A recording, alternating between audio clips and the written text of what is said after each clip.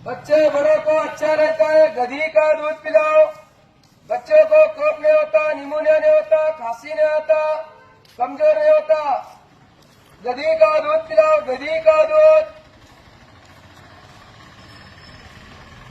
बड़ों को दमा नहीं होता, अस्थमा, एसिडिटी नहीं होता, गधी का दूध पिलाओ, कमजोर नहीं होते।